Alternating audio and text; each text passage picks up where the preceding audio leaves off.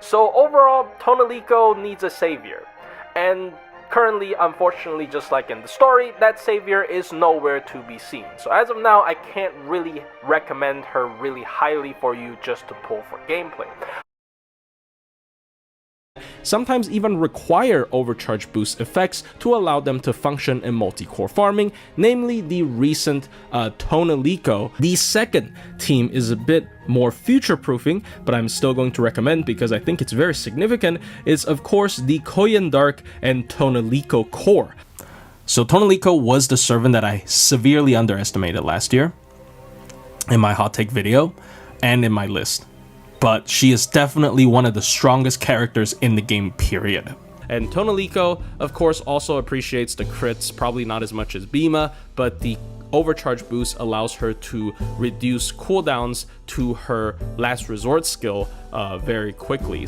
But when I actually take a look at it, that's also not the case, because as many good Buster multi-core farmers are, none of them actually buff Buster. Characters like Phantasmoon, Archewade, and Tonelico are all fantastic multi-core farmers that don't buff any particular card type with their party buffs. So it really isn't amazing, it's very hard to work with, and the only partner I can think of that works well with Alco is Tonelico, because Tonelico doesn't just want MP charge like most other multi-core farmers. She also wants overcharge and cooldown reduction, and Alco actually is able to provide her that. The other thing that hurts Komachi is that her anti-evil niche heavily overlaps with Tonelico's anti-evil niche, who is the best AoE caster in the game.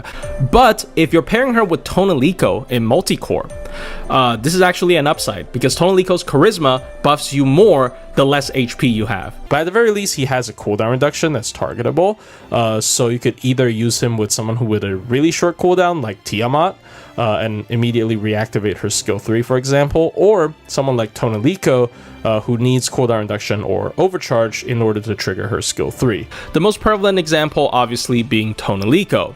This is, I believe, the only singular skill that can allow Tonelico to have her skill 3 up by turn 2. So you can potentially use him as a support in certain min-turn runs, or he pairs well with Tonelico in particular because Tonelico appreciates both overcharge and cooldown reduction at the same time.